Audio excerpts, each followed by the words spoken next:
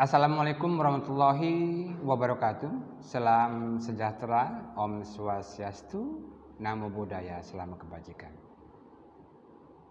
Selamat berjumpa kembali dengan saya Dede Sufwandi pada mata kuliah metodologi penelitian pertemuan ketiga. Kalau kalian lihat dari modul itu penelitian ketiga membahas teknik perumusan masalah penelitian. Masalah penelitian itu sebenarnya kan ada dua penelitian itu yang sering dilakukan, ya 3 malahan sebenarnya. Sekali lagi kalau di anak Unpam ini kebanyakan 3, kualitatif, kuantitatif, eksperimen itu biasanya yang sering dilakukan. Nah, dari ketiga ini sebenarnya cara perumusan penelitian itu sebenarnya relatif sama, ya. Kalian bisa lihat slide.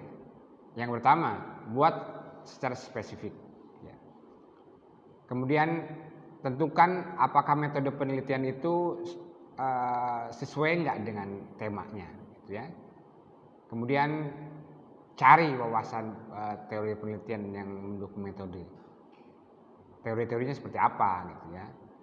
Kemudian kreatif melihat fenomena, ya. Kemudian yang terakhir adalah gunakan 5W plus 1H, artinya how, what, why, where dengan how. Itu namanya 5W plus 1H. Di mana, apa, bagaimana, kapan, itu harus jelas. Nah, saya dari awal mengatakan bahwa lihat dulu nih rumusan penelitiannya, kalian mau penelitian seperti apa. Tapi yang jelas bahwa rumusan penelitian itu adanya di bab 1, ya. Nah, bab 1 itu pertamanya pasti ada latar belakang sebelum perumusan. Nah, perumusan apa yang harus ada dalam latar belakang itu harus jelas, ya. Baik penelitian kualitatif, penelitian kuantitatif, latar belakangnya harus jelas. Kalau kualitatif kan pendekatannya phenomenology. Kalau penelitian kuantitatif ya tergantung dari temanya yang diteliti itu apa, gitu ya. Nah, untuk penelitian kualitatif harus jelas, namanya juga pendekatan phenomenology. Fenomena itu gejala yang berbeda dari kejadian atau gejala yang lain. Itu jadi faktor utama itu dalam penelitian itu adalah adanya di latar belakang masalah sebenarnya. Setelah latar belakangnya masalah jelas, baru nanti dirumuskan. Kalau dalam kualitatif itu ada identifikasi masalah, pembatasan masalah ada. Kalau dalam kualitatif itu ada fokus penelitian. Tapi untuk merumuskan rumusan penelitian itu harus jelas dulu apa yang harus tertera, apa yang harus ditulis dalam latar belakang masalah, itu yang paling penting.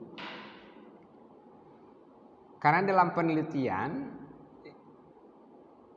itu biasanya kan ada bab 1, bab 2, bab 3, bab 4. Inti dari penelitian itu ada di bab 1. Ya, bab 1 ada intinya, ada latar belakang masalah. Itu yang paling penting, ya. Kalau rumusan masalah dengan sendiri nanti akan lebih mudah kalau latar belakang masalah itu jelas. Ya, terkadang menjabarkan atau mendeskripsikan latar belakang masalah itu, misalnya kenapa memilih judul penelitian seperti ini, karena saya dekat, gitu ya, atau saya pernah PPL di situ.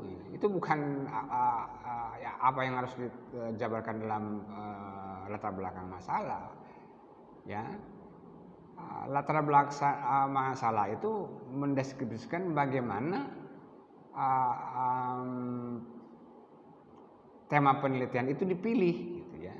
Misalnya kualitatif, misalnya penyaluran BLT, misalnya. Nah itu kan pendekatannya fenomenologi. Ini harus jelas. Apa bedanya penyaluran BLT yang di daerah kalian yang teliti dengan di daerah lain? Mungkin ada masalah juga, tapi masalah ini misalnya berbeda. Nah itu gejala namanya. Penyaluran BLT di daerah lain juga bermasalah. Di daerah saya bermasalah, tapi berbeda loh. Masalah di daerah lain dengan berbeda di daerah saya yang saya teliti misalnya. Itu namanya fenomenologi. Jadi penjabaran apa yang menjadi latar belakang tema penelitian yang kita akan teliti itu harus jelas. Kalau itu sudah jelas, maka merumuskan perumusan penelitian akan jauh lebih mudah.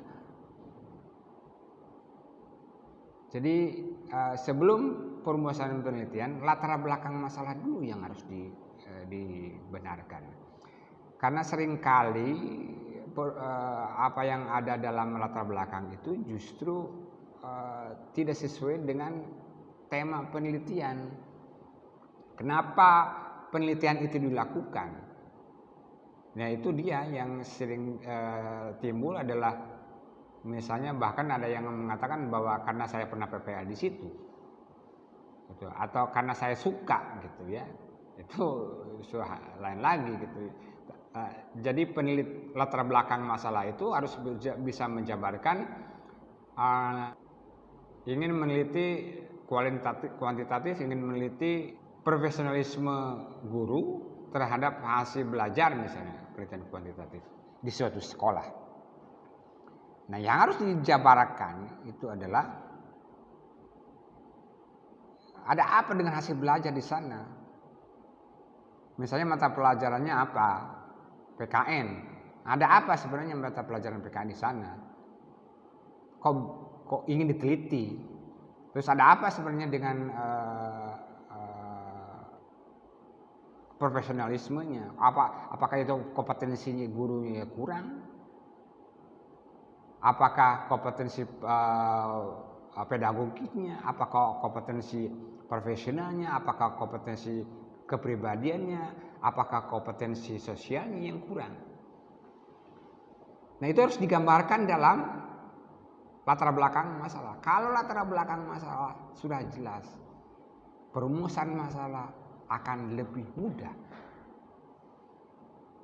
Seringkali untuk merumuskan masalah itu agak sulit karena latar belakangnya sendiri tidak jelas. Ini memang perlu latihan ya untuk bisa menggambarkan atau mendeskripsikan latar belakang masalah ya. Karena sekali lagi untuk perumusan masalah jauh lebih mudah untuk bisa dituliskan atau dideskripsikan apabila latar belakang masalahnya jelas. Itu yang perlu kalian perhatikan tentang bagaimana caranya merumuskan masalah. Memang sedikit berbeda perumusan masalah antara penelitian kualitatif, kuantitatif dengan eksperimen. Tetapi prinsipnya sama. Prinsip itu adalah penjabaran, pendeskripsian latar belakang masalahnya harus jelas. Kalau itu sudah jelas, maka perumusan masalah akan lebih mudah. Untuk lebih dalamnya, bagaimana cara merumuskan masalah, mungkin nanti bisa kita jelaskan pada lain kesempatan. atau jika kalian tidak puas dengan penjelasan saya seperti biasa, kalian bisa menanyakan pertanyaan itu yang penjelasan yang tidak jelas itu kepada dosen lain, karena biasanya penjelasan satu dosen dengan dosen lain berbeda caranya. Barangkali dengan saya kurang jelas, dengan dosen lain jelas, ya. Yang penting dari pertemuan ini kalian tahu bagaimana cara merumuskan masalah. Teorinya ada 5 tadi. Spesifik, tentukan metode penelitian yang sesuai, kemudian wawasan teori yang mendukung metode penelitian, kreatif, gunakan 5W plus 1H. Itu sebenarnya secara teoritisnya, namun yang penting prakteknya, gitu ya. Itu yang saya ingin jelaskan pada pertemuan kali ini. Mudah-mudahan bisa dimengerti. Jika tidak, kalian nanti bisa menanyakan lagi ke dosen penelitiannya. Kalau saya jadi dosen penelitiannya, kalian bisa bertanya ke saya. Kalau ada dosen yang lain, kalian bisa menanyakan ke dosen yang lain. Karena pertemuan kali ini hanya membahas secara headline-nya, garis besar. Untuk detailnya nanti bisa pada kesempatan yang lain. Baik, terima kasih atas perhatiannya. Saya tutup dengan wassalamualaikum warahmatullahi wabarakatuh. Salam sejahtera, Om Swastiastu, Namo Buddhaya, salam kebajikan.